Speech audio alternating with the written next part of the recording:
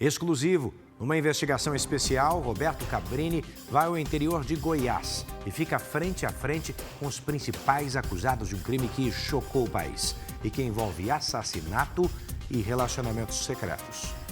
Há poucas semanas do julgamento, o fazendeiro apontado como responsável pela morte de uma comerciante fala pela primeira vez.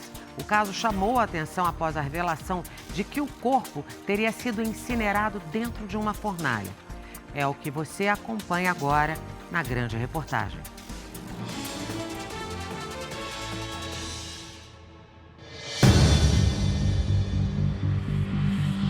Exclusivo.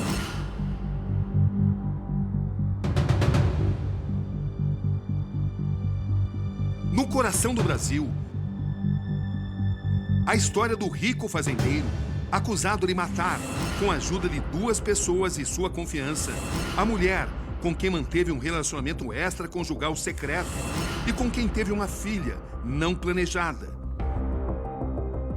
Como que uma pessoa incinera uma vida e sobra um carrinho de cinza?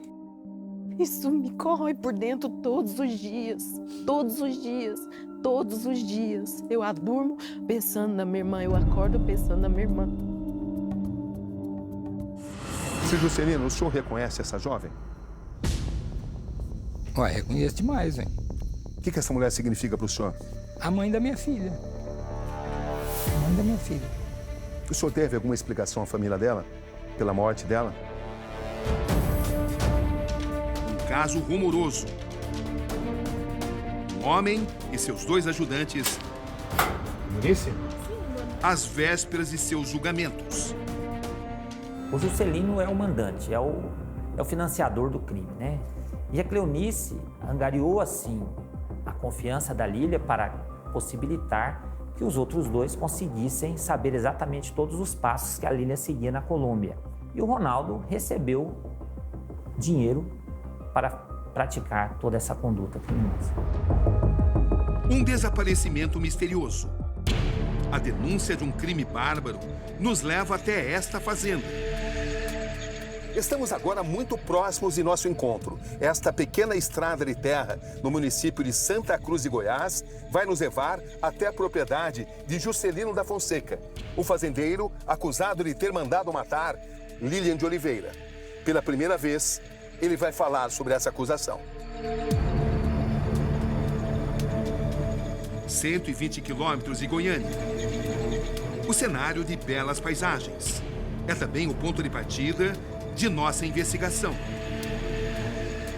O senhor tem consciência de que essa caldeira é apontada como local onde Lilian de Oliveira teria sido incinerada? Uma relação amorosa que envolve traição, dinheiro e segredos obscuros. Os personagens centrais. Uma mulher bonita, vaidosa, empresária. Lilian de Oliveira, de 40 anos. E o bem-sucedido fazendeiro Juscelino Fonseca, 63 anos. Casado, pai de 4 filhos. Atua no mercado de laticínios. Como é que o senhor conheceu a Lilian? Eu conheci ela na venda de uma chácara que ela teve ali, próxima ao Piso do Rio, ali, tem no município. E quanto tempo depois começou essa relação? Aí uma semana depois que eu conheci, né, começou. Quanto tempo durou? De 4 a 5 meses. O senhor era apaixonado por ela? Não, nunca. Ele dormia todas as noites com a Lilian. Isso durante uns 4 a 5 meses. Ela foi contar para ele que estava grávida e ele falou que não, que se a família dele descobrisse mais uma traição, eles não iam perdoar ele. Mas o senhor confirma que tinha receio de que a sua família soubesse disso? No início você fica com medo, mas a cidade é pequena, pouco. Um instantinho tem lastras. Um fala para um, outro fala para outro. Um instantinho, quando ela ficou grávida, eu cheguei nas meninas, contei, falei, vamos falar para sua mãe. Ela ficou grávida quanto tempo depois do relacionamento extraconjugal ter sido iniciado? O prazo certinho, ok, que você desceu uns 90 dias por aí, mais ou menos de relacionamento ela estava. Aí eles foram tomar um vinho e nesse vinho tinha um abortivo e ela pediu para ele tomar. Aí ele não tomou. Foi quando eles terminaram. É verdade que o senhor teria tentado de todas as formas que ela aceitasse a ideia de um aborto? Não, jamais eu falei isso para ela. Falei isso não. É quando surge Cleonice Fátima Ferreira, 52 anos. Quem é a Cleonice? Cleonice é a que criou essa menina. Ela veio, ela ajudou demais com essa criança, viu, Gabriel? Que tipo de relação o senhor tem com a Cleonice? A Cleonice, ela é casada com um parente meu. Uma pessoa da sua confiança? É. Se torna o elo entre Lilian e Juscelino.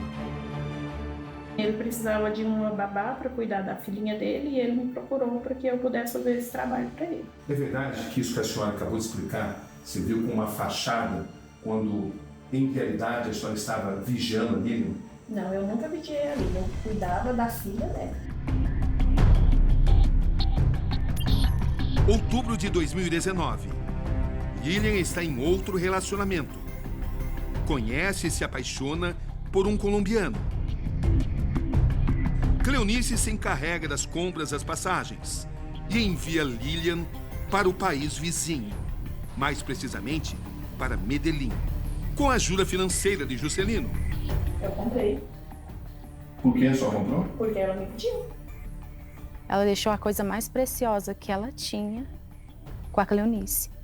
O tanto que ela confiava na Cleonice. E foi a pessoa que mais apoiou ela pelas costas.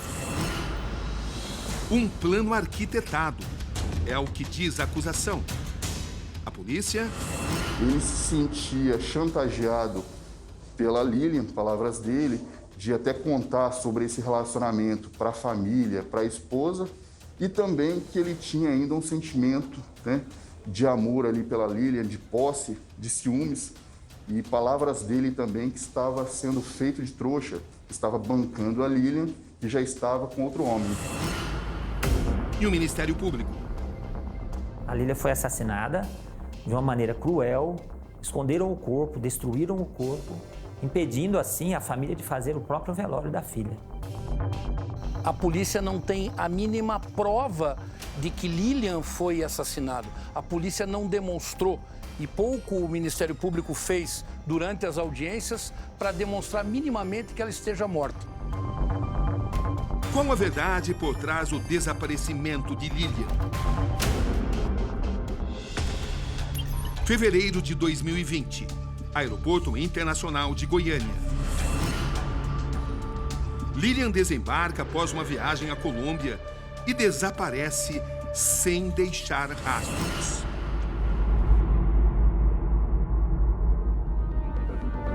Início de março. A divisão anti-sequestro começa a apurar os fatos. A quebra de sigilo telefônico de Juscelino revela ligações entre ele e Ronaldo, de 58 anos, um trabalhador autônomo na área de laticínios. Um homem que costumava prestar serviços a Juscelino. Presta sim, eu vendo o equipamento, vou lá e monto. Do que o senhor está sendo acusado? Estou sendo acusado de ter matado ela, mandado matar ela. O senhor conhece o Ronaldo? Eu presta serviço para mim aqui, prestava serviço para mim aqui direto. Então essa pessoa que merece a sua confiança disse que o senhor o contratou para matar a Lilian. É, mas isso aí não é verdade, isso aí nunca aconteceu isso. O rastreamento do celular de Ronaldo mostra que ele estava nas imediações do aeroporto no mesmo dia e horário que Lilian desapareceu. 7 horas depois, imagens de um radar mostram os veículos de Juscelino e Ronaldo transitando em Santa Cruz de Goiás.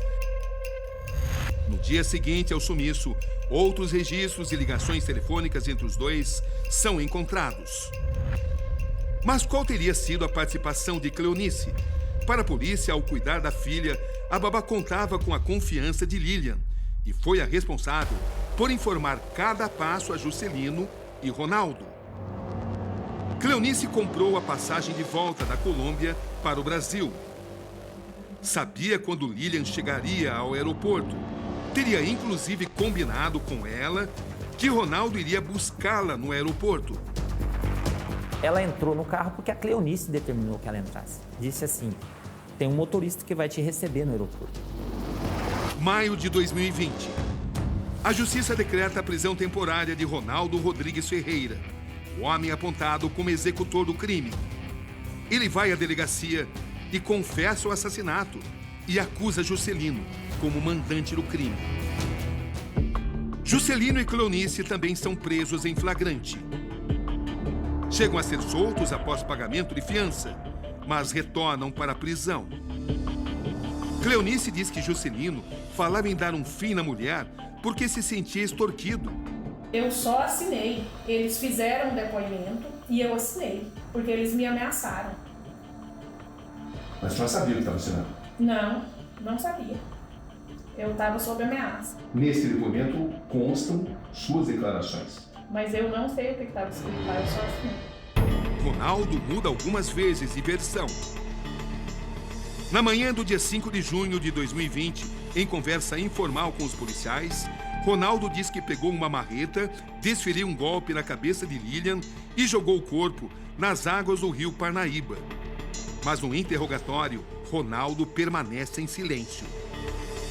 3 horas depois, os policiais vão à cela de Ronaldo, que também teria acusado Juscelino de ser o mandante a um companheiro de cela. Dessa vez, ele diz que na realidade não existe corpo. Ele havia combinado com Juscelino que iriam se livrar de Lilian carbonizando na caldeira do laticínio. Um preso que estava junto com o Ronaldo e que conta que o Ronaldo revelou a ele que foi contratado pelo senhor. Não, o senhor foi o mandante. Eu não, sinceramente, eu não contratei Ronaldo. O senhor não considera isso uma prova importante contra o senhor? Não prova que eu não devo, né? Noite de sábado. Estamos em um dos locais mais importantes desta história. Esta é a fazenda do empresário Juscelino Pinto da Fonseca, no interior de Goiás. Aqui ele mantém um de seus principais negócios, uma empresa de laticínios. E também aqui, segundo a investigação oficial, Juscelino teria se livrado do corpo da mulher de cujo assassinato ele é apontado como mandante. Juscelino teria usado para isso esta caldeira, que fica na fazenda de sua propriedade. Aqui, segundo essa investigação, o corpo de Lilian de Oliveira, com quem ele manteve um relacionamento e com quem teve uma filha, teria sido reduzido a cinzas.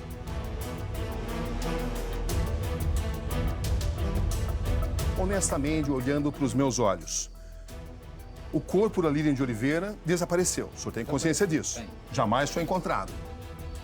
Jamais foi encontrado, né? Mas ninguém sabe se realmente foi isso que aconteceu com ela, né? O senhor teria sido capaz de incinerar, de queimar todo o corpo de Lilian de Oliveira nesse local? Nunca. Jamais.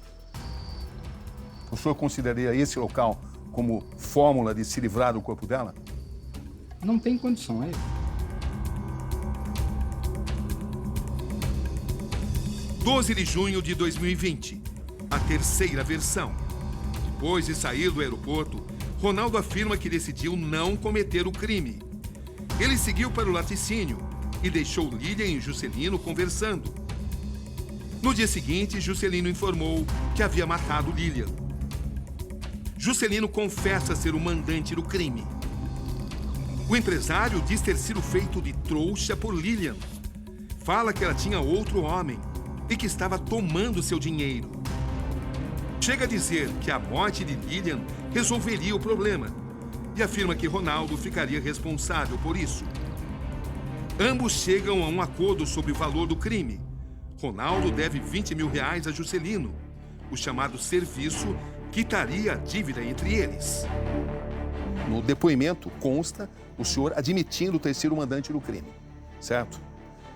O senhor assinou aquele depoimento. Assinei o que ele pôs lá. Aquela assinatura é sua. Foi. O que ele puser lá, eu assinei. Eu queria sair fora daquilo lá, senão me matava lá, ué. Apanhando mesmo para valer. Tortura violenta. O que chama atenção é a riqueza de detalhes. Se o senhor estivesse sendo pressionado a confessar um crime, por que o senhor forneceria tantos detalhes assim? Ali consta que o senhor, por exemplo, estaria revoltado com a Lilian pelo fato de estar sendo supostamente extorquido, pelo fato dela ter um outro relacionamento E consta também como o senhor teria contratado, por quanto o senhor teria contratado, os detalhes de que o senhor mandou o Ronaldo acompanhar a Lilian na Colômbia, que ele não teria conseguido executar. E aí, na volta, o senhor cuidando de todos os detalhes para que o mesmo Ronaldo fosse receber a Lilian lá no aeroporto. Isso aí foi tudo uma montagem. Mas como é que a polícia teria acesso a tantos detalhes assim para supostamente incriminá-lo, seu Juscelino? Uai, isso aí, ele inventou esse trem aí, doutor, porque eu não... Ele quem? O delegado, o Thiago. Ele quis jogar tudo em riba das minhas costas. Mas ele teria que ter acesso a muitas informações para inventar algo assim. Detalhe, por exemplo, da sua relação com a Lilian. Não, a relação com ela eu nunca neguei. Certo. A relação com ela eu nunca neguei. Agora, eu falar que eu tinha raiva dela, que eu tinha ciúme dela, nunca teve isso.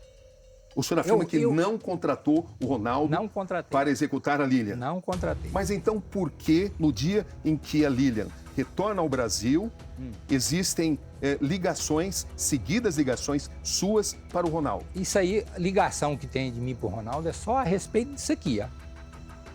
Pode ter dado uma coincidência de ser naquele dia. Não é coincidência demais o senhor ligar tantas vezes, o senhor liga várias vezes para ele, exatamente no dia em que a Lilian está retornando ao Brasil. Eu ligava porque se tiver ligação minha, eu não me lembro na época se tem. Constam pelo menos 3 ligações suas. Mas se tem a ligação, é sobre aqui. É sobre o serviço prestado que ele estava fazendo aqui. Isso é um absurdo e nós recorremos até a Corte Interamericana de Direitos Humanos, indicando, apontando e acusando esses abusos e esses excessos. Quem acusa tem o ônus de provar. Eu quero ver o promotor de justiça, com base em uma confissão tida e havida, mediante tortura, sustentar isso perante o Conselho de Sentença. Pagou? Pagou para quem? Pagou com o quê? Nada, absolutamente nada encontra cabimento nessa acusação. Uma coisa é acusar, a outra é maldizer. 2 anos depois, no depoimento à justiça, Ronaldo acusa os policiais de tortura e garante que este é o motivo de ter mudado tanto de versão. Você fica mentindo, você mentiu que jogou a mulher lá no Rio, nós olhamos no seu celular e você não foi em ponte coisa nenhuma. E aí eles começaram a me bater. Bateu aonde? Bateu na cabeça, no ouvido, eu tô até surdo no ouvido. Em nota, a defesa diz que Ronaldo está traumatizado com a situação. Diz que ele nunca havia pisado em uma delegacia antes da prisão em 2020 e reforça sua inocência ao citar laudos da própria perícia. Em relação à alegação do acusado Juscelino de tortura física e da acusada Cleonice de tortura psicológica, ambas as denúncias foram encaminhadas à Corregedoria da Polícia Civil, tendo sido instaurado o devido processo disciplinar para apurar o alegado, e ambos foram concluídos e encaminhados ao Poder Judiciário com a definição de que não houve a conduta alegada pelos acusados, de forma que os autos foram arquivados pelo Poder Judiciário com parecer favorável do Ministério Público, concluindo pela inexistência de qualquer elemento que corrobore ou comprove o alegado pelos 2 acusados. O caso mobiliza o estado de Goiás. Como é que o senhor pretende demonstrar a inocência do Juscelino? Para demonstrar a inocência do Juscelino, vai bastar mostrar o quanto a investigação foi parcial. Como é que o senhor classifica os indícios apontados pela polícia? Indícios, isso que são, não são provas, Cabrini, nunca foram. O julgamento do seu pai se aproxima. Qual é a sua expectativa? É uma angústia muito grande. Saber que ele vai ser julgado, que vai definir a vida dele e que uma pessoa inocente pode estar sido condenada por algo que ele não fez. Qualquer coisa que precisasse fazer, eu fizesse, minha filha voltasse, eu já começava agora. Mas aí, tudo que eu fizer, minha filha não vai voltar mais. Acabou. A única coisa que a gente quer... Justiça. Justiça. É. Porque com a condenação deles, eu acho que encerra um ciclo na nossa vida e a gente tem um pouco de paz. O senhor deve alguma desculpa à família? Não, nada. Nada. O que o senhor diria à família da Lilian? Que eu diria? Existe nesse momento uma família que sequer teve o direito de enterrar um precioso ente querido. Mas não foi eu não sou eu o culpado disso aí, porque... Essa moça, Lilian de Oliveira, mãe de uma de suas filhas, com quem o senhor manteve um relacionamento, merecia ter esse final? Não, nunca. Eu não desejo isso pra ela, não. O senhor tem a sua consciência totalmente tranquila? Tranquilo.